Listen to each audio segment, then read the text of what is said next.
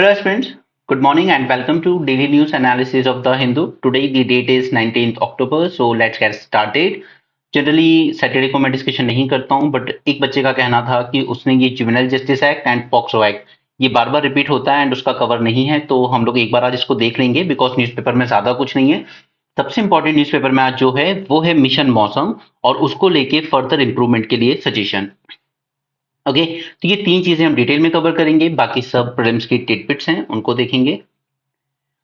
यहाँ पर फालतू के बोल बच्चन है, we are not going into that. ठीक है, यूएस ने भी यही चार्ज लगाया इंडिया पर कि प्लॉट किया था इंडियंस ने for murder of the Pannun. Okay, इसी के लिए इन्होंने विकास यादव के लिए नोटिस जारी किया है that he is wanted, but again no one is going to ask you क्योंकि आपके पास 5 आई अलायंस, ठीक है, ये टॉपिक आपने तैयार कर रखा है। और ये सब यूएसए में इसलिए हो रहा है, इवन कनाडा में भी, क्योंकि उनके यहाँ इलेक्शंस आ रहे हैं। इलेक्शन टाइम पे ये सब चीजें चलती रहती हैं, बाकी कुछ होना नहीं है। आप इंडिया के अगेंस्ट कुछ प्लॉट करेंगे तो आप दुनिया की किसी भी देश की मिट्टी पर हो, India has the right to act against its enemies. Okay, यहाँ पर तमिलनाडु गवर्नर की कंट्रोवर्सी हमेशा चलती रहती है वहां के चीफ मिनिस्टर के साथ, क्योंकि इनको यहाँ पे कह दिया गया था कि आप गवर्नर साहब हैं या आप आर्यंस हैं, क्योंकि जनरली आर्यन एंड द्रविडियन वाली जो थ्योरी है वो यही बोलती है ना, नॉर्थ इंडियंस आर्यंस हैं एंड सदर्न इंडिया में द्रविडियंस हैं। तो हमेशा इनकी तनातनी चलती रहती है वहां पर, नॉट दैट इंपॉर्टेंट। अभी हम अपने काम की इश्यूज पर चलते हैं। मोदी जी विजिट करेंगे Russia for next BRICS summit, इसके लिए 450 प्लस में हमने ब्रिक्स समिट, इसके अलावा एक्सपेंशन ऑफ द ब्रिक्स, ठीक है, ये दोनों टॉपिक हमने कवर कर लिए थे। यूट्यूब पर लेक्चर है, आप देख सकते हैं। यहाँ पर एक न्यूज है जो हमारे काम की है, दैट इज हाउस पैनल। अलग अलग पार्लियामेंट्री कमिटीज होती हैं, उसी तरीके से एक पार्लियामेंट्री स्टैंडिंग कमिटी है हमारी ऑन डिफेंस, राइट। इसने एग्जामिन किया है और ये टाइम टू टाइम हर कमेटी का काम होता है कि वो जिस जिस इशू के लिए बनी है उसको एग्जामिन करता रहे। और नेक्स्ट इन्होंने एक नए थ्रेट की बात की है, that is non kinetic warfare. ना what is this kinetic and non kinetic warfare? Pager attack को याद कीजिए जो इसराइल ने किया था, ठीक है। एक तो होगा वो काइनेटिक अटैक जो कि आर्मीज के बीच में खुलकर लड़ाई होती है, और ये होते हैं नॉन काइनेटिक अटैक्स, लाइक जैसे पेजर अटैक्स किए गए इलेक्ट्रॉनिक्स इक्विपमेंट को यूज करके, ठीक है। साइबर अटैक किए जा सकते हैं, आपके क्रिटिकल इंफ्रास्ट्रक्चर ग्रिड को डैमेज किया जा सकता है, ठीक है। तो कई बार ये माना जाता है कि ये जो नॉन काइनेटिक वॉरफेयर है इसके लिए हम किस हद तक प्रिपेयर्ड हैं, बिकॉज पता चल रहा है कि मेन यानी कि काइनेटिक वॉर स्टार्ट होने से पहले ही एक कंट्री डिफीट हो गई अगर उसकी सारे इलेक्ट्रॉनिक्स इक्विपमेंट और ये सब चीजें डिस्ट्रॉय की जाए तो। ओके, तो इसको लेके इंडिया की क्या तैयारियां हैं इसको एग्जामिन किया गया। वहां पर ये कंसर्न रेज किया गया था कि जिस तरीके से पेजर अटैक यूज हुए लेबनान में, ठीक है, this is the example of non kinetic warfare, और अगर इस तरह की चीजें इंडिया में होती है तो हम कितना तैयार हैं।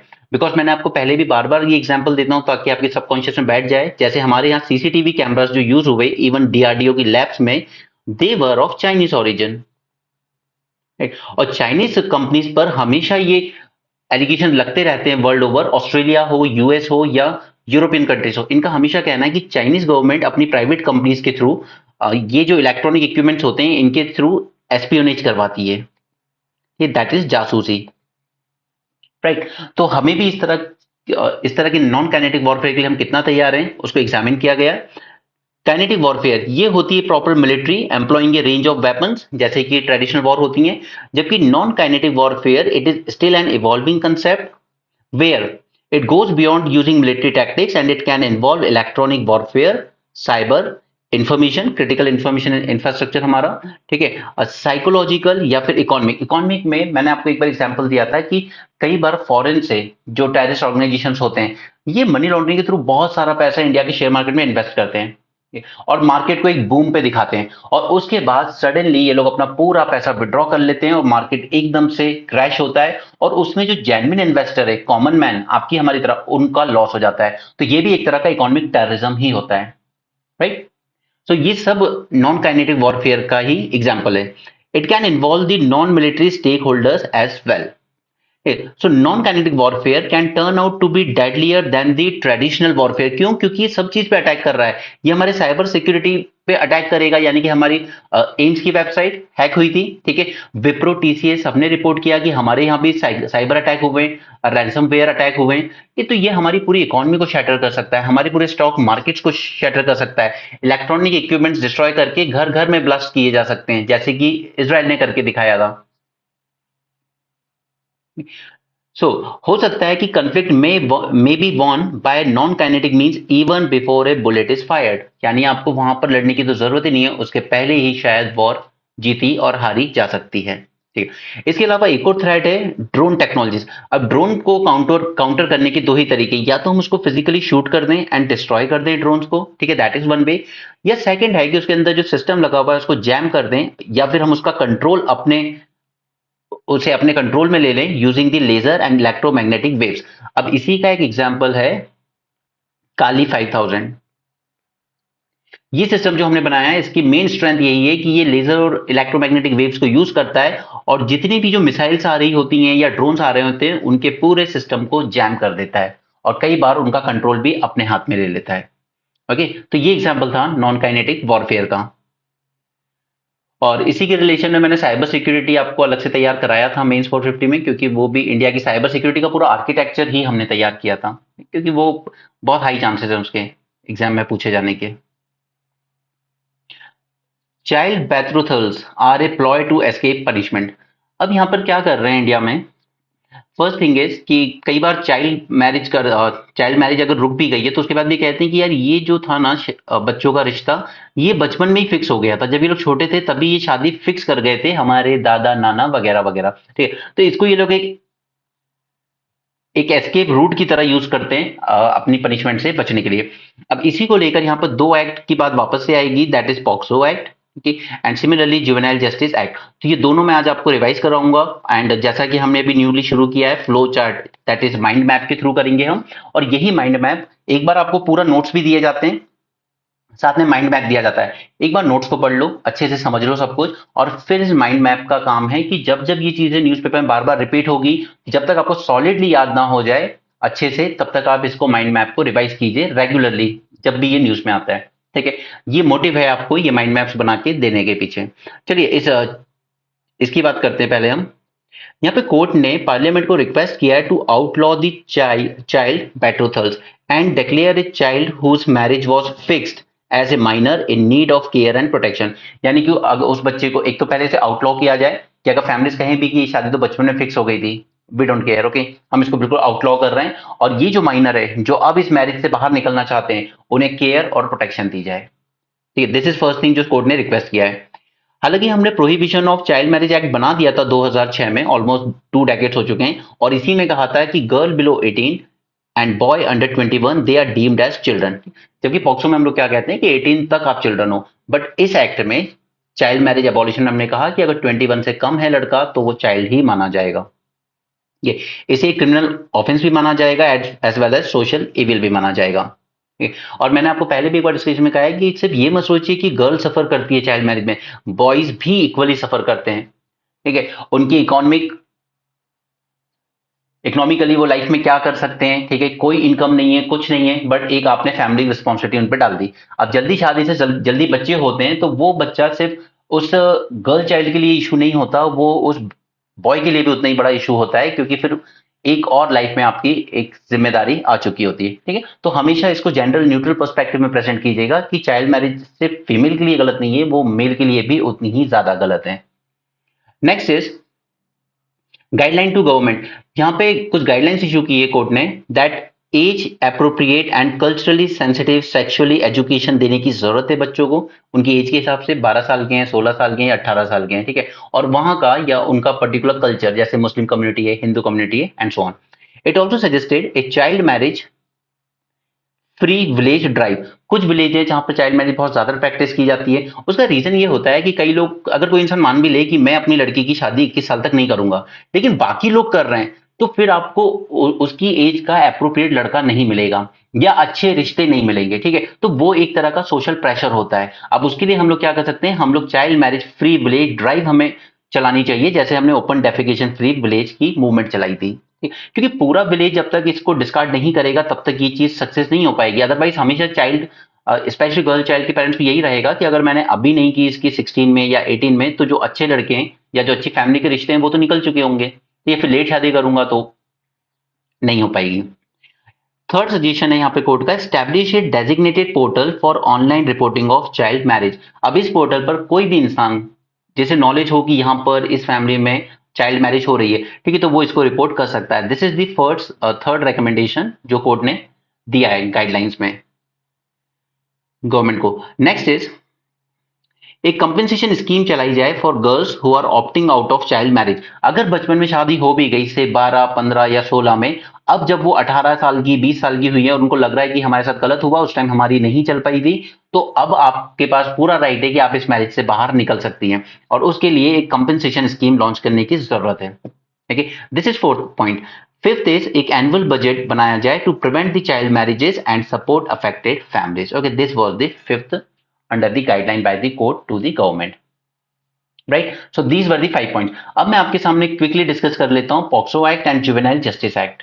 हम फ्लो चार्ट के थ्रू ही करेंगे क्योंकि मैं पहले ये पढ़ा चुका हूं और नीचे आपको पूरे इन डिटेल नोट्स दिए हुए हैं जो कि आप एप्लीकेशन से डाउनलोड कर सकते हैं at just monthly cost of 99 rupees. Okay, ये सारे नोट्स आपको मिलते रहेंगे जो भी न्यूज़पेपर के थ्रू आते रहेंगे, क्योंकि यही नोट्स बनाने में आप अपना टाइम वेस्ट ना करें, वो ज्यादा बेटर होगा। जुवेनाइल जस्टिस एक्ट 2015 में, अब ऐसा नहीं है कि 2015 में ही आया था, ये एक्चुअली 2000 में भी हुआ करता था, बट ये सफिशिएंट नहीं लगा तो इसके बाद इसको खत्म किया गया और दोबारा लाया गया। जुवेनाइल जस्टिस एक्ट की बात करते हैं। बैकग्राउंड क्या था? Background was that there was increasing incidents of heinous crimes by the juveniles. ये जो जुवेनाइल्स होते हैं 16 से 18 साल के बीच वाले, ये काफी हीनस क्राइम में एंगेज देखे गए, जैसे 2012 के गैंग रेप में, ठीक है, उसी तरीके से कई बार रेप, गैंग रेप और even murder. These are the heinous crime. अगर किसी बच्चे ने चोरी की है, सपोज थीफ, ठीक है, वो उतना हीनस क्राइम नहीं है, इसके लिए शायद इसको सजा कम दी जाएगी, बट ये जिस तरीके से हीनस क्राइम बढ़ने लगे, 2012 गैंग रेप में सबसे ज्यादा एग्रेसिव था वो लड़का जो अंडर 18 था उस साल, ठीक है, लेकिन 3 साल बाद वो फ्री हो गया। तो उसके बाद ये नीड रियलाइज हुई कि नहीं, अगर हीनस क्राइम है तो फिर इसको एज अ एडल्ट ट्राई किया जाना चाहिए, राइट?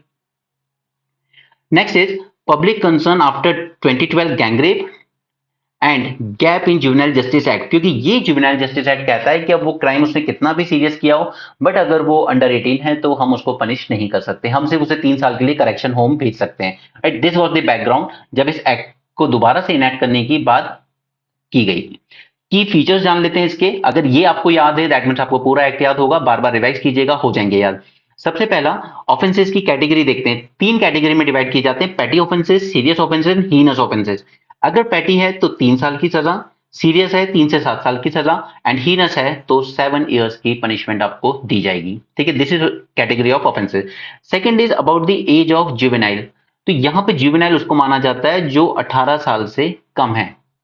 हालांकि काफी टाइम तक डिमांड उठती रही कि 16 साल कर दी जाए इसकी एज, बट वर्मा कमेटी ने भी इसके अगेंस्ट बोला कि नहीं, 18 साल तक ही चाइल्ड माना जाएगा, क्योंकि 16 साल उसको रिड्यूस नहीं किया जा सकता।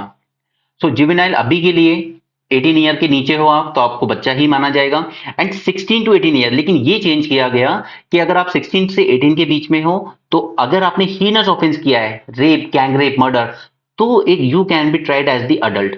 लेकिन ये कौन डिसाइड करेगा कि ये केस बहुत ही हीनस है, इसमें बच्चे को एक एडल्ट की तरह ट्राई किया जाए? ये डिसाइड करेगा हमारा जुवेनाइल जस्टिस बोर्ड।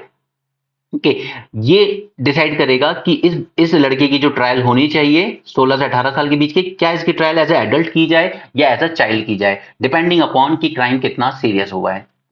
ओके, अगर एक सेक्सुअल हैरेसमेंट हुआ है थोड़ा बहुत तो चलो ठीक है, बच्चे की तरह ट्राई किया जा सकता है, लेकिन प्रॉपर सेक्सुअल असॉल्ट हुआ है, वो भी ब्रूटल वे में असॉल्ट हुआ है, तो फिर जुवेनाइल जस्टिस बोर्ड रेकमेंड कर सकता है try this boy as a adult.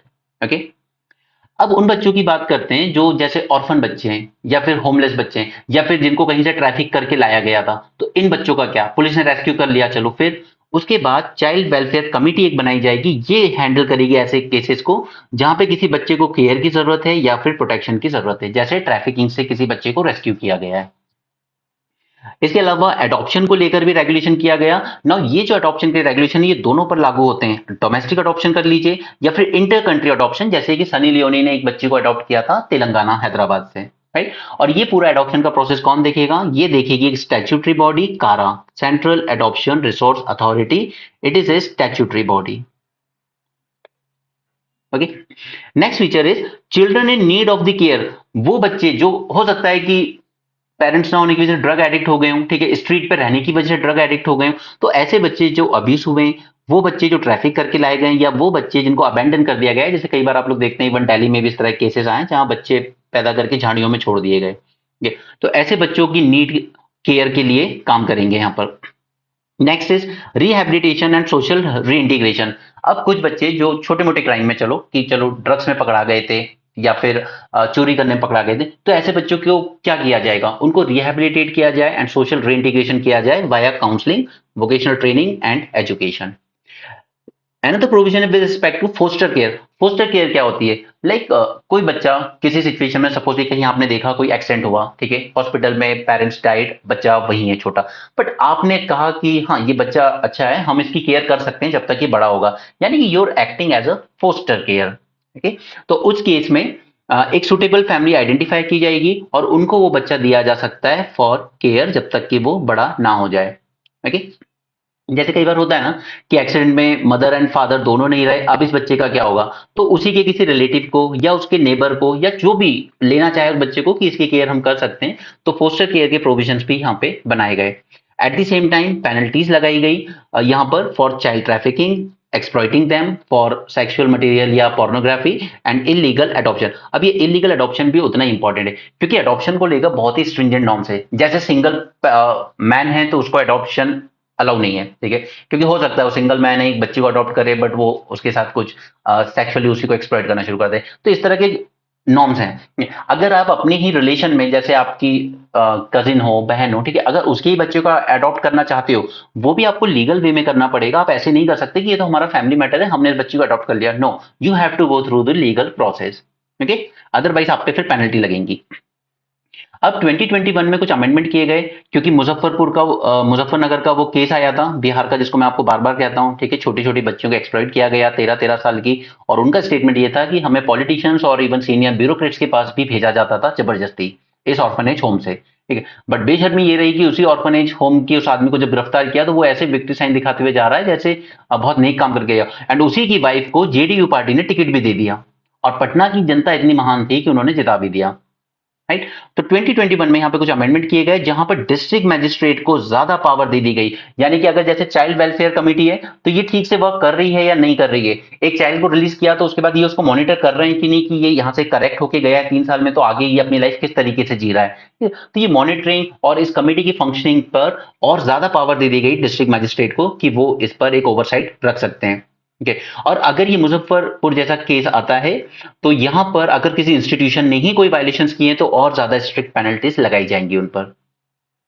But इसके कुछ क्रिटिसिज्म एंड चैलेंजेस भी हैं, जैसे trial of juvenile as adult is criticise, क्योंकि उनका ये कहना है कि यार 16 से 18 साल का बच्चा नहीं समझता कि वो जो कर रहा है उसके कॉन्सिक्वेंसेस क्या होंगे।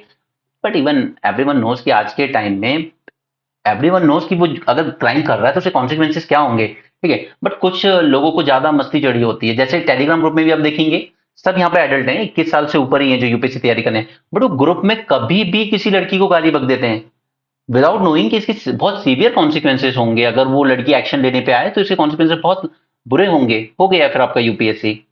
तो ऐसा नहीं है कि कॉन्सिक्वेंसेस पता नहीं होते, बट जनरली जो लोग अपोज करते हैं इस चीज को कि एडल्ट की तरह ट्राई मत कीजिए, बच्चा था ना समझ था।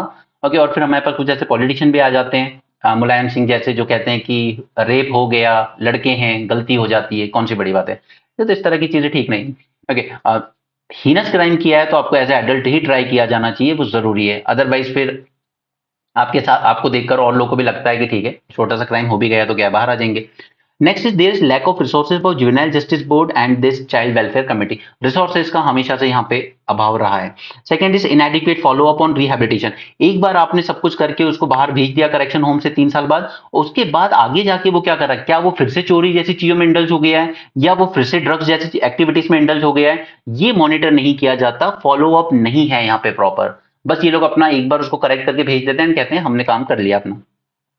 बट अगेन फिर भी ये एक्ट हमारे लिए बहुत इंपॉर्टेंट है because it balance the justice along with child protection. हम लोग सिर्फ हीनस क्राइम में आपको एज एडल्ट ट्राई कर रहे हैं ताकि जस्टिस भी हो जाए जो विक्टिम है उसके साथ, eight the same time child को प्रोटेक्ट भी किया जाए। And it strengthens the child adoption and protection framework, क्योंकि पहले बीच में कई बार ऐसा ट्रेंड चल पड़ा था कि इंडिया से बच्चों को अडॉप्ट किया जा रहा है, बहुत इजी नॉर्म्स थे, और उसके बाद फिर फॉरेन में ले जाकर उनको गलत कामों में, गलत एक्टिविटीज में इंडल्ज किया जा रहा है। ओके, एंड सबसे ज्यादा अगर चाइल्ड सेक्स कहीं होता है तो वो फॉरेन कंट्रीज में होता है, यूरोपियन कंट्रीज में।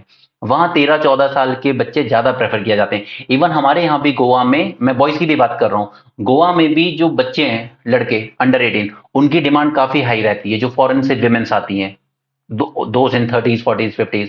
ओके, तो ये एक तरह का सेक्स टूरिज्म भी गोवा में काफी प्रेवलेंट है, और बच्चों की डिमांड वहां पे ज्यादा रहती है, क्योंकि फॉरेनर्स के शौक थोड़े यूनिक ही होते हैं। ओके, तो ये यहाँ पर आपको पूरे डिटेल नोट्स मिल जाएंगे। बैकग्राउंड क्या रहा है, ठीक है, background, categories of offences, age of juvenile, ये सारे की फीचर्स हैं इसके। अमेंडमेंट 2021 में किए गए, डीएम और एडीएम को ज्यादा पावर दे दी गई, इसके criticism and challenges. Okay, so we are done with revision of juvenile justice act. अगले हम आगे चलते हैं पॉक्सो एक्ट को, इसको भी क्विकली रिवाइज कर लेते हैं। 2012 में आया था, protection of child, child centric approach follow किया गया, डेफिनेशन वही रखी गई, बिलो 18 ईयर। इतना कुछ होने के बाद भी हमने इस डेफिनेशन में चेंज नहीं किया, 18 से कम को हम चाइल्ड ही मानेंगे। और यहाँ पे जितने भी लीगल प्रोसीजर्स हैं, जैसे बच्चे से स्टेटमेंट लेना है या उसको क्रॉस एग्जामिनेशन करना है, ये सारी चीजें, ये सारा प्रोसीजर ज्यादा से ज्यादा चाइल्ड फ्रेंडली बनाया गया है। यानी कि कोई साइकोलॉजिस्ट होगा जो बच्चे को ठीक से हैंडल करना जानता हो, उसके थ्रू पुलिस ये इन्वेस्टिगेशन या क्रॉस क्वेश्चंस करवाती है, ठीक है। और जो भी होगा इन कैमरा होगा, ताकि बच्चे पे किसी तरह का प्रेशर ना हो कि वो बोल नहीं पा रहा है, ठीक है। इसके अलावा स्पेशल पॉक्सो कोड बनाए जाएंगे जो एक्सक्लूसिवली सिर्फ चाइल्ड असॉल्ट के ही केसेस को हैंडल करेंगे, ठीक है। तो पूरा का पूरा जो अप्रोच था वो चाइल्ड को ध्यान में रख के किया गया। एट द सेम टाइम यहाँ पे जो भी अक्यूज होगा ना, उस पे बर्डन होता है कि आप प्रूफ कीजिए आप इनोसेंट है, अदरवाइज तो हम चाइल्ड की ही जो टेस्टिमनी है उसी को सच मानेंगे। बट इसके मिसयूज के चांसेस भी हैं, बिकॉज अगर मान लीजिए कि कोई 16 साल की बच्ची है, एक मदर और फादर का डिवोर्स हो रहा है, नाउ मदर वांट्स कि नहीं this man should go to jail for whatever reason, ठीक है। तो वो कोई बड़ी बात नहीं है बच्ची को मैनिपुलेट करना, ये कवर करना कि आप ऐसे झूठे एविडेंस दे दीजिए फादर के अगेंस्ट कि इन्होंने मेरे साथ सेक्सुअल असॉल्ट किया है, और आपकी टेस्टिमनी को ही सच माना जाएगा। और फिर ये पूरा बर्डन किस पे आ जाएगा, फादर पे, ये प्रूव करना कि मैं इनोसेंट हूं, राइट। तो इसके मिसयूज के भी चांसेस रहते हैं, ऐसा नहीं है कि फुल प्रूफ है। नेक्स्ट इज सेक्सुअल ऑफेंसेस की डेफिनेशन को और वाइड किया गया, जैसे पेनिट्रेटिव सेक्सुअल असॉल्ट। जैसे मध्य प्रदेश में हाई कोर्ट में केस आया था, उसमें जज, अब क्या कहें ऐसे जज को, उसका ये कहना था एक में कि ठीक है यार, पेनिट्रेटिव असॉल्ट थोड़ी हुआ है, थोड़ा सा सेक्सुअल असॉल्ट हुआ है, बट पेनिट्रेटिव नहीं हुआ, इसकी सजा नहीं दी जा सकती, राखी बंधवा दीजिए इन दोनों को आपस में, ठीक है। तो इस तरह की भी कुछ स्टूपिड जजेस आ जाते हैं, बट जुडिशरी अपना क्रिटिसिज्म बिल्कुल नहीं सुनती, ठीक है। तो यहाँ पे इस डेफिनेशन को और ब्रॉड किया गया कि penetrative sexual assault, aggravative penetrative, like जैसे कुछ लोगों को आजकल ऐसे क्राइम्स आ रहे हैं जहाँ पे ऑब्जेक्ट इंसर्ट कर देते हैं, सेक्सुअल हैरेसमेंट किसी भी तरह की, कि अगर आपने उसके प्राइवेट पार्ट पे जरा सी पिंच भी कर दी है, ठीक है, बाइट भी कर लिया, तो भी वो भी सेक्सुअल असॉल्ट है। And use of child for pornography, तो ये सब आता है with in the definition of sexual offence. अब देखिए, ऐसा नहीं है कि आप ये सोचिए पोर्नोग्राफी में बच्चा यूज हुआ है तभी, नहीं। अगर सपोज कीजिए कि आपने बच्चे का वॉइस ओवर भी दिया उस वीडियो में, ठीक, तो भी वो आपका यही माना जाएगा कि आपने बच्चे को पोर्नोग्राफी में यूज किया है, ओके। या आपने सिर्फ अभी रिसेंटली हमने ये सब डिस्कस किया था, मैड्रास हाई कोर्ट, उसके बाद सुप्रीम कोर्ट का, कि अगर आप स्टोर भी कर रहे हैं सिर्फ चाइल्ड पॉर्न बिना ट्रांसफर किए, तो भी आपको उसके लिए पनिश किया जाएगा, राइट। थर्ड फीचर है एग्रेवेटेड ऑफेंसेस। अगर यहां पर कोई ऐसा इंसान ऑफेंस कर रहा है, कमिट कर रहा है चाइल्ड के अगेंस्ट, जो अथॉरिटी पे बैठा है या ट्रस्ट पे बैठा हो, जैसे एक ऑर्फेनेज होम है, उस ऑर्फेनेज होम में जो लोग बैठे हुए हैं वही लोग बच्चे को असॉल्ट कर रहे हैं, अगर इस तरह का केस है, या पुलिस, कोई पुलिसमैन है, कोई ब्यूरोक्रेट है जो गवर्नमेंट जॉब में, ऐसे लोग बच्चे को कर रहे हैं, तो ऐसे लोगों के लिए तो और स्ट्रिंजेंट पनिशमेंट की जाएगी। उसी तरीके से मेंटल हॉस्पिटल्स होते हैं, इस तरह की जगहों पर अगर बच्चा डिसेबल है, लड़का या लड़की अगर डिसेबल है, तो आपकी पनिशमेंट और ज्यादा सीवियर हो जाएगी ऐसे केस में। और अगर आप रिपीटेड ऑफेंडर हो, कि आप पहले भी एक बार पकड़े जा चुके हो बच्चे को असॉल्ट करने के केस में, आप दोबारा पकड़े गए, तो भी पनिशमेंट और ज्यादा सीवियर हो जाएगी, ठीक है। तो एग्रेवेटेड ऑफेंसेस की भी बात की गई यहाँ पे। नेक्स्ट इज मैंडेटरी किया गया है रिपोर्टिंग, यानी कि अगर कोई भी इंसान जिसको ये पता हो कि हाँ यहाँ पे इस बच्चे का असॉल्ट हो रहा है, या ये इंसान के कंप्यूटर में या इसके पास चाइल्ड पोर्नोग्राफीज हैं, ये इसको सर्कुलेट करता है, जैसे अजमेर का केस आया था, ठीक, तो ऐसे में उस इंसान पे भी ऑब्लिगेशन हो जाता है कि आप रिपोर्ट करनी चाहिए आपको, ठीक है। जैसे किसी फैमिली मेंबर को अगर पता हो कि इसके कंप्यूटर्स में इस तरह की चीजें, तो ये ऑब्लिगेशन है, अगर आप रिपोर्ट नहीं कर पाए तो आपके अगेंस्ट भी लीगल कॉन्सिक्वेंसेज हो सकते हैं, ओके। Next is punishment. अब पनिशमेंट यहाँ पे अलग अलग रखी गई है, जैसे पेनिट्रेटिव सेक्सुअल असॉल्ट है या एग्रेवेटिव पेनिट्रेटिव सेक्सुअल असॉल्ट है, जैसे गैंग रेप में हुआ 2012, ठीक है, या सेक्सुअल हैरेसमेंट है सिर्फ, बैड टच एंड ऑल, और या बच्चे को यूज किया गया है चाइल्ड पोर्नोग्राफी के लिए। तो पेनिट्रेटिव के लिए 10+ ईयर, एग्रेवेटेड है 20+ईयर, सेक्सुअल हैरेसमेंट है up to 3 years, and use of child for pornography 5 to 7 years. पूरा जो इन्वेस्टिगेशन और ट्रायल होगा वो चाइल्ड फ्रेंडली होगा, और किस तरीके से, फर्स्ट इन कैमरा ट्रायल होगा ताकि ये ना लगे कि बच्चे को डरा धमका के उसके बयान बदलवाए गए। सेकंड, इन्वेस्टिगेशन एंड ट्रायल आपको 1 ईयर में कंप्लीट करनी होगी, ठीक है, वो वैसा नहीं होना चाहिए कि सालों साल इन्वेस्टिगेशन और केस चल ही रहा है जैसे कि एडल्ट्स के केसेस में चलता है। चाइल्ड की टेस्टिमनी को प्रायोरिटाइज किया जाएगा कि बच्चा जो भी बोल रहा है वो सच ही बोल रहा है, और अगर आपको बच्चे को क्रॉस एग्जामिनेशन करना है तो वो आप सेंसिटिव मैनर में कीजिएगा, रूड होकर या एग्रेसिव होकर आप नहीं कर सकते। Okay, these are child friendly investigation and trial. Burden of proof किस पर होगा? अक्यूज पर। आप ही को प्रूफ करना होगा कि आप इनोसेंट हो, आपने कुछ गलत नहीं किया। अब ये पूरा एक्ट मॉनिटर करने की जिम्मेदारी किसको दी गई है? ये दी गई है national commission for protection of child rights को। It will oversee the implementation of the act and it will also monitor the working of the special courts. कुछ अमेंडमेंट किए गए इसमें 2019 में, पनिशमेंट को और स्ट्रेंथन किया गया, जैसे अगर आपने 12 साल या उससे कम की बच्ची के साथ सेक्सुअल असॉल्ट किया है तो आपको सीधे सीधे डेथ पेनल्टी दी जाएगी, right. Eight the same time child pornography की डेफिनेशन को और ज्यादा ब्रॉड किया गया यहाँ पर। चैलेंजेस क्या है इंप्लीमेंटेशन में? फर्स्ट है कि डिले होता है रिपोर्टिंग में, क्योंकि अधिकतर जो केस होते हैं अराउंड 70% वो कौन होते हैं? आपके रिलेटिव्स या near relatives. Insensitivity in case handling, कई बार पुलिस सीरियस नहीं लेती, स्पेशली जब इस तरह के असॉल्ट किसी रोड साइड रहने वाले फैमिली के बच्चों के साथ हुआ तो पुलिस उतना ज्यादा सीरियस लेती नहीं है। Burden on the special court, इतने ज्यादा केसेस आते हैं कि ये स्पेशल कोर्ट ही ओवर बर्डन चल रहा है, इनके खुद के पास स्टाफ शॉर्टेज रहती है। And there is lack of awareness and under reporting, कई बार फैमिलीज कहती हैं बेटा मत बताओ, इससे अपनी इज्जत खराब होगी, ठीक है, इस तरह की चीजें आती हैं। तो ये बात हो गई यहाँ पे पॉक्सो एक्ट की, ठीक है। बस इस तरीके से अपने फ्लो चार्ट्स को रेगुलर रिवाइज करते रहिएगा, आपको ये सारे की प्रोविजंस वगैरह याद हो जाएंगे, चैलेंजेस हैं, ठीक है, फीचर्स हैं, सब कुछ है यहाँ पर। ये सब आपके एक मेंस के लेक्चर के बराबर ही कंटेंट है यहाँ पे, ठीक है। ये सब डिटेल में दे दिया गया है, इसको आप देख सकते हैं खुद से, बाद में पीडीएफ आप डाउनलोड कर सकते हैं। ओके, यहाँ पे मैंने 2 क्वेश्चंस दिए हैं आपको, बट आज मैं चाहूंगा कि आप खुद इसको अटेम्प्ट करें, ठीक है। स्क्रीन पॉज कीजिए वीडियो और अटेम्प्ट कीजिए। This is question on POCSO act and second question is on juvenile justice act. इन दोनों को अटेम्प्ट कीजिए एंड अपने आंसर पोस्ट कीजिएगा। वैसे हो जाना चाहिए, इजी क्वेश्चन है। इसराइल वर्सेस यूएन, यहाँ पे इसराइल क्या कर रहा है? देखिए, हम लोग इंडिया के रिस्पेक्ट में क्या बात करते हैं कि हम लोग ग्लोबल रूल्स को बिल्कुल फॉलो करते हैं, लेकिन यहाँ पे इसराइल ने क्या किया? यूएन के जो सेक्रेटरी जनरल हैं इनको इंसल्ट किया, इनको अपने यहाँ आने से मना कर दिया। यूएन की जो अलग अलग ऑर्गेनाइजेशन हैं जो वर्क कर रहे हैं उन पे ये एक्यूजेशन लगाया इसराइल ने कि ये लोग मदद कर रहे हैं हमास की, ठीक है। ये लोग जो फंड वगैरह देते हैं पैलेस्टीनियंस को, वो हमास के पास जाता है और वो इसराइल के अगेंस्ट अटैक करता है। अब यहाँ पर एक लेटर लेके आया चिली इसराइल के अगेंस्ट कि ये तो इंसल्ट है सेक्रेटरी जनरल के ऑफिस की, और इंडिया ने इसमें अपने आप को दूर कर लिया यहाँ से कि हम इस मैटर पे कुछ नहीं बोलना चाहते। But at the same time India बात करता है ग्लोबल पावर बनने की, न्यूट्रल होने की, एज अ ब्रिज काम करने की, तो फिर आप इंटरनेशनल रूल्स जब यहाँ पे वायलेट किए इसराइल ने, क्योंकि यूएन जैसी एजेंसी को आप इंसल्ट नहीं कर सकते जब तक कि आपके पास कोई सॉलिड प्रूफ ना हो, तो इसमें इंडिया को कुछ ना कुछ स्टैंड जरूर लेना था। लेकिन क्या है कि बायलैटरल टाइज इस वक्त इतने हाई है इंडिया इसराइल के कि हम लोग जनरली एब्सटेंड कर जाते हैं ऐसे में।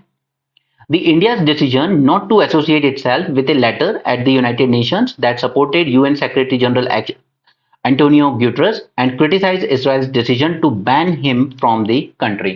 तो इंडिया ने इससे अपने आप को दूर रखा, क्योंकि इसराइल क्या कर रहा है? अपने एनिमीज को हंट करते करते इंटरनेशनल बॉर्डर क्रॉस कर गया। फॉर एग्जाम्पल लेबनान में चला गया हिजबुल्लाह को मारने, यमन तक फायर कर दिए हाउदी रेबल्स को मारने, कोवर्ट ऑपरेशंस किए जैसे ईरानियन एम्बेसी सीरिया में, उसी के साथ हमास के एक लीडर को तेहरान में ही मार दिया, और पेजर बॉम्ब्स यूज किए हिजबुल्लाह के अगेंस्ट लेबनान में।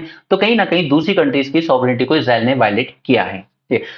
अब यहां तक सब चीजें फिर भी ठीक थी, एक्सेप्टेबल थी, क्योंकि टेररिस्ट के अगेंस्ट एक्शन ले रहा है। बट अब उसने अति कर दी जब उसने असॉल्ट करना शुरू कर दिया खुद यूएन के सिस्टम पे।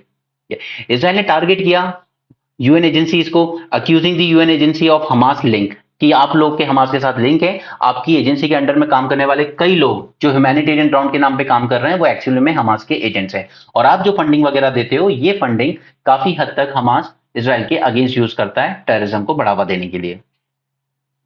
Even UN peace keeping force भी जो थे, उसका जो ऑफिस था उसके गेट को भी टैंक से उड़ा दिया था इसने, ठीक है। It has launch attacks on UN peace keeping force in Lebanon ठीक है, और ये लेबनान में जो यूएन पीस कीपिंग फोर्स है उसमें इंडिया के भी सोल्जर्स वहां पर एक्टिव हैं। ठीक है, करीब 903 Indian soldiers are deployed as part of 50 nation 10,000 strong force. ठीक है, तो अपने लोगों की ही सेफ्टी के लिए इंडिया को इस पे कुछ ना कुछ स्टैंड लेना चाहिए था। The latter, signed by 104 nations and the African Union as well as another letter by 34 UN peacekeeping nations are being seen as a sign of unease in the global south and in Europe with Israel's attack on the world body mandated to resolve the conflict issues. India is a leading member of UN system and has made generous contribution to it since its inception. So respect from all member states for the UN Secretary General Office is part of UN Charter itself. Article 100 कहता है कि सभी countries secretary general के office को respect करेंगी। अब इसको defend किया जा सकता है कि इंडिया अपनी रियल पॉलिटिक्स कर रहा है, ठीक है, उसका पार्ट है ये, हम स्टैंड नहीं ले सकते थे।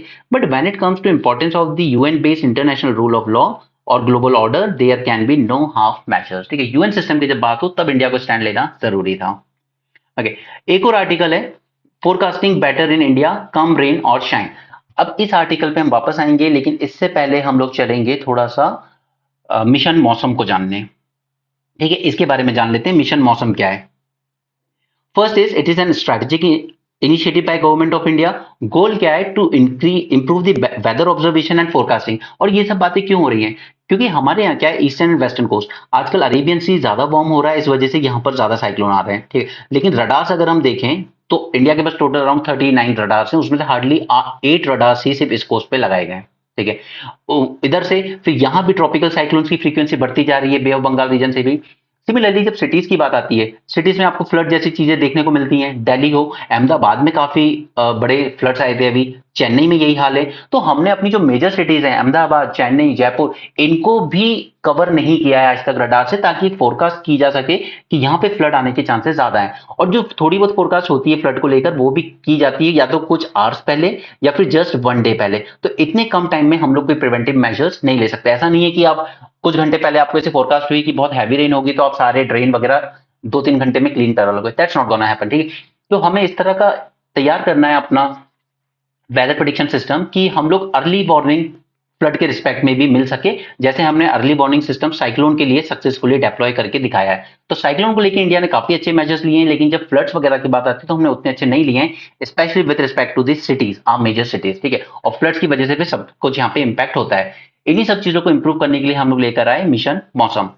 इसमें यहाँ पे हम लोग एड्रेस करेंगे challenges related to extreme weather event such as floods, droughts and cyclones, क्योंकि क्लाइमेटिक अनसर्टेनिटीज जो हैं वो और इंक्रीज होती जा रही है डे बाय डे। ठीक है, तो की ऑब्जेक्टिव्स क्या है? यहाँ पर 3 मेजर ऑब्जेक्टिव्स हैं। सबसे important, we will enhance the weather observation network, यानी कि हम और ज्यादा डॉपलर रडार्स लगाएंगे। Improving the weather forecasting models, यानी एडवांस टेक्नोलॉजीज जैसे आर्टिफिशियल इंटेलिजेंस, मशीन लर्निंग को यूज करेंगे।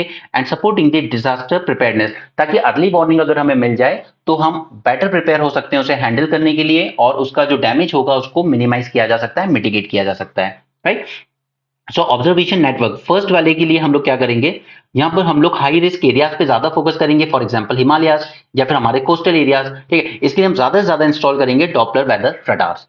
सेकंड, फोरकास्ट मॉडल्स में हम यूज करेंगे मशीन लर्निंग, आर्टिफिशियल इंटेलिजेंस को, ताकि हम एक्यूरेसी और प्रिसीजन को ज्यादा से ज्यादा इंप्रूव किया जा सके और अर्ली डिटेक्शन किया जा सके जो भी एक्सट्रीम वेदर इवेंट्स आने वाला हो। थर्ड इज डिजास्टर प्रिपेयरनेस के लिए हमें क्या करना है, अगर हमारे पास एक्यूरेट इन्फॉर्मेशन होगी तो हम लोग ज्यादा अच्छे मेजर्स ले सकते हैं और हम लोग मिटिगेट कर सकते हैं उस डिजास्टर के इंपैक्ट को। Right, this is the key objectives. अब इस पूरे मिशन में कौन कौन से इंस्टीट्यूट इन्वॉल्व हैं, तो मिनिस्ट्री ऑफ अर्थ साइंस के अंडर में ही आने वाले IMD, national centre for medium range weather forecasting and Indian institute of tropical meteorology, ये 3 इंस्टीट्यूशंस इन्वॉल्व होंगे इसके मिशन में। की कंपोनेंट्स क्या है? सबसे पहले डॉपलर वेदर रडार्स लगाने हैं। अभी 39 रडार्स हैं, हमें और ज्यादा लगाने की जरूरत है, specially in vulnerable regions like Himalayas and are major cities like Delhi, Ahmedabad. दूसरा, जब ये रडार लगा भी दिए तो चलो डेटा जनरेट होगा, बट क्या ये डेटा एक्सेसिबल है? नहीं रहा है, सबको ओपन नहीं रखा जाता। यूएस यूरोप, फ्रांस, यूके में वेदर का जो डेटा है पूरा ओपनली एक्सेसिबल होता है, ताकि जो भी इंस्टीट्यूट इसको एक्सेस करना चाहे, रिसर्च या कोई एंटरप्रेन्योर कंपनी, ताकि वो लोकल लोकल एरिया के लिए वेदर प्रोडिक्शन बेटर तरीके से कर सके। ठीक है, तो हमें भी इसको और एक्सेसिबल बनाना होगा। We need to make weather data open and accessible for research and the innovation. And third is advance technology का यूज करेंगे, AI, machine learning, satellite based system. Okay, these are the components. But challenges क्या है? सबसे बड़ा challenge है there is gap in radar coverage. ठीक है, कई अर्बन सेंटर्स हैं, अहमदाबाद, बेंगलोर, जोधपुर, इनको हम लोग कवर नहीं कर रहे हैं, हमारे पास उतने रडार्स नहीं है, और गवर्नमेंट ने कहा भी है कि हम 50 से ज्यादा और रडार्स अभी लगाएंगे। उसके बाद अगर डेटा होता भी है तो डेटा एक्सेसिबल नहीं है सभी को, स्पेशली एकेडमिक इंस्टीट्यूशंस को या एंटरप्रेन्योर्स को, तो इसे और ओपनली एक्सेसिबल करने पे भी वर्क करेगा ये मिशन। अब इसके फायदे होंगे सभी सेक्टर्स को। एग्रीकल्चर में क्या होगा? फार्मर बेटर डिसीजन मेकिंग कर सकता है, स्पेशली अगर उसकी लोकल वेदर को लेकर उसके पास डेटा, उसके पास इंफॉर्मेशन होगी। और ये कौन दे सकता है? सपोज कीजिए एक प्राइवेट कंपनी है, ठीक है, उसने गवर्नमेंट के थ्रू यहाँ पे जो डेटा जनरेट हुआ उसको एनालाइज किया, ठीक है, और उस पे बेस्ड उसने लोकल एरिया के लिए वेदर प्रिडिक्शन दे दिया। ये हेल्प करेगा फार्मर को डिसीजन मेकिंग में। वाटर मैनेजमेंट में बेटर रेनफॉल प्रेडिक्शन हम लोग कर सकते हैं। अर्बन प्लानिंग, अर्बन फ्लड्स को बेटर मैनेज किया जा सकता है कि 2 दिन के अंदर भारी बारिश है और ये जरूरी है कि आप अपने ड्रेन्स वगैरह क्लीन कर लें, अदरवाइज फ्लड की सिचुएशन बनेगी। पब्लिक हेल्थ के लिए it can reduce health risk from the extreme weather such as heat waves. Conclusion, we need to modernize the forecasting and improve weather preparedness and important for climate resilience and sustainable development। Okay, तो ये बात हुई अभी सिर्फ mission मौसम की। यहां पर एक क्वेश्चन है, क्वेश्चन नंबर 3, आप अटेम्प्ट कर सकते हैं, अपना आंसर्स में पोस्ट कर सकते हैं। अब मैं आपको वापस लेके चलता हूं इस आर्टिकल पे जिसने कुछ बातें की है कि हम इसको और कैसे इंप्रूव कर सकते हैं। पहले कुछ डेटा देख लीजिए। 40% of the districts in India are experiencing alternative climatic hazard, that is जो फ्लड प्रोन रीजन है उनमें ड्रॉट देखने को मिल रहे हैं। जो ड्रॉट वाले रीजन है जैसे राजस्थान, वहां पे फ्लड्स आ रहे थे, ठीक है, जैसे जोधपुर में आए। तो यहाँ पे ऑल्टरनेटिंग क्लाइमेट हैजार्ड एक्सपीरियंस कर रही है ऑलमोस्ट इंडिया की 40% districts. There has been an increase of up to 64% in heavy rainfall days। क्योंकि हम लोग क्या मानते हैं कि रेनफॉल जितनी बिखरी बिखरी होगी, पूरे 4 मंथ अगर अच्छे से हो रही है तो ठीक है, लेकिन अगर उस 4 मंथ में वो कुछ पर्टिकुलर डेज ही बहुत हैवी हो रही है फिर एकदम से शांत पड़ जाए तो वो ठीक नहीं होता। Extreme weather needs better forecasting। So in the increasingly complex scenario, nearly 2/3 of India's population are exposed to flood risk, but only 1/3 of the population जो फ्लड प्रोन है, it is covered by the early warning system. ठीक है, 2/3 population ऐसी जगह रहती है जहां flood आने के चांसेस बहुत हाई है, लेकिन हार्डली 1/3 पॉपुलेशन ही कवर की गई है under the early warning system. Okay, this is in stark contrast to cyclone, क्योंकि साइक्लोन में हमने अर्ली वार्निंग सिस्टम पूरे कंट्री को कवर करता है, हमारी पूरी कोस्ट लाइन को कवर करता है, लेकिन फ्लड के रिस्पेक्ट में हमने पूरी कंट्री को कवर नहीं किया है। So India must invest in enhancing weather forecasting and bringing technological innovation and to address growing extreme weather risk। ठीक है, तो ये सारी सिचुएशन को हैंडल करने के लिए ही मिशन मौसम लॉन्च किया गया इन सितंबर 2024। करीब 2000 करोड़ रुपीस तक का ये मिशन है, जिसमें सबसे इंपॉर्टेंट गोल होगा रडार्स लगाना ज्यादा से ज्यादा और डेटा को ओपनली एक्सेसिबल बनाना। ठीक है, ये इस आर्टिकल का भी फ्लो चार्ट मैंने आपको दिया है, आगे अभी दिखाते हैं। Mission Mausam, it focuses on increasing India's weather observation network, improving weather forecasting models and investigating weather modification techniques by 3 main institutes under Ministry of Earth Science, that is हमने देख लिया IMD, this one and IITM। 2000 crore का ये project है। It aims to augment the weather observation network using variety of instruments while also improving forecasting models through an improved understanding of physics of the atmosphere and the integration of machine learning approaches। Gaps in the radar coverage, जिसकी हमने अभी बात की, इस mission में हम लोग prioritise करेंगे installing weather observation platforms on India western coast and in large urban centres like Delhi, Ahmedabad, which are facing high climate risk. Okay, अभी हमारे पास 13 डॉपलर रडार्स हैं इंडिया में and 9 of these radars are located in Himalayan state. तो Himalayan state जो कि सबसे ज्यादा वल्नरेबल है क्लाइमेट चेंज पर, उसमें 39 में से सिर्फ 9 रडार है, यानी कि हमें उन एरियाज में और ज्यादा रडार इंस्टॉल करने की जरूरत है। Cyclones are becoming more frequent and intense in the Arabian Sea, but only 5 radars monitor the entire west coast।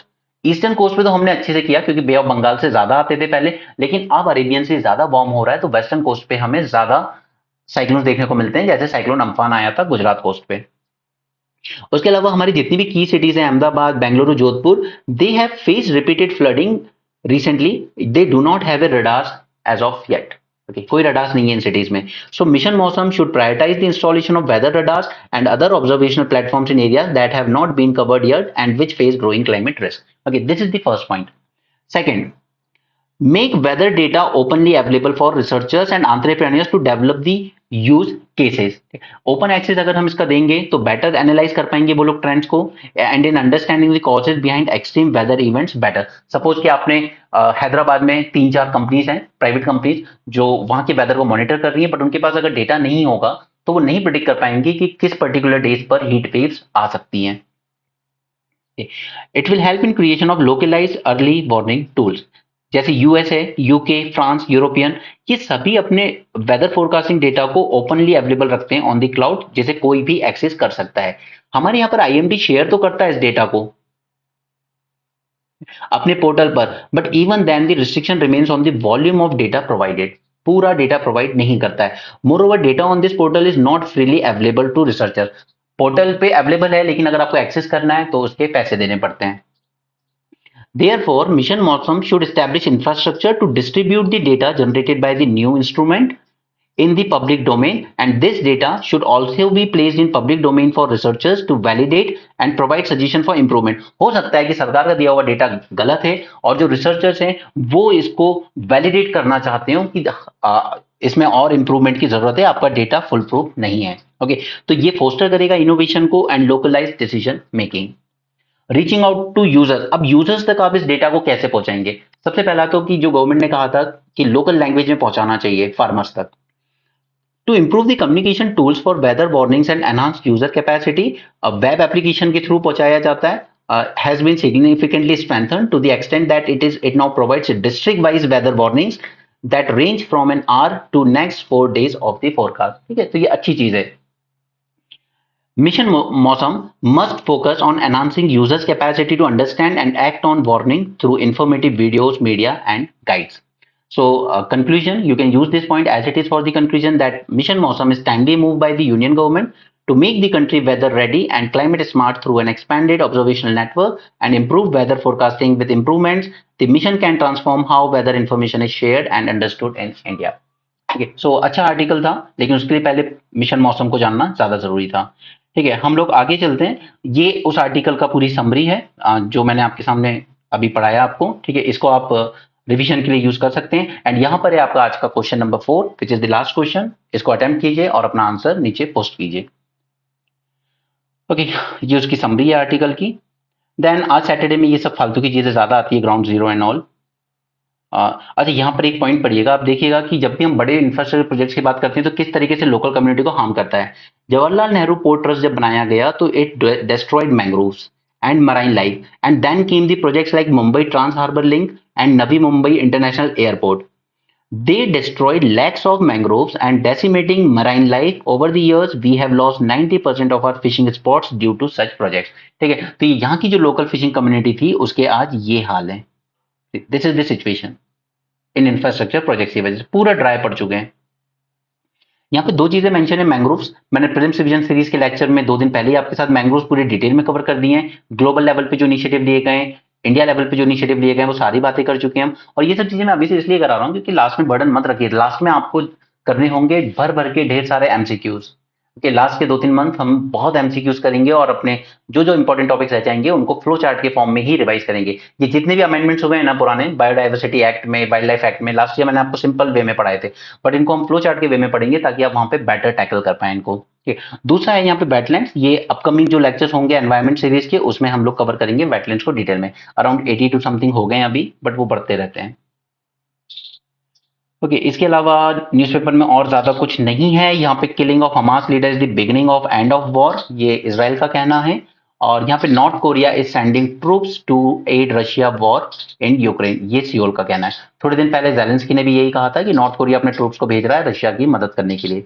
हाँ, तो भेज रहा है, वो एक्सेस डेवलप हो रहा है. वर्ल्ड इग्नोर कितना भी कर ले, Russia, China, north Korea, Iran, ये एक्सेस डेवलप हो रहा है वर्ल्ड में. और हमारी टेंशन ये है कि ये सब हमारी बैकयार्ड में हो रहा है.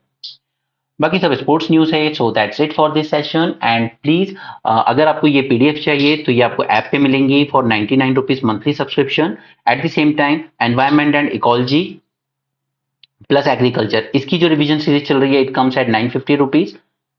एंड जो history and art and culture की जो लॉन्च हुई है, जिसका मैंने कल आपके साथ एक वीडियो शेयर किया था, it comes for 750 rupees. Okay, so ये मॉड्यूल वाइज इसलिए बनाए गए हैं क्योंकि कुछ बच्चों का एक पर्टिकुलर सब्जेक्ट वीक हो सकता है, किसी का दूसरा वीक हो सकता है, ठीक है। तो इट्स अप टू योर कि आपकी स्ट्रेंथ क्या है, आपकी वीकनेस क्या है। So that's it for this session. Thanks for joining, have a great day and keep learning.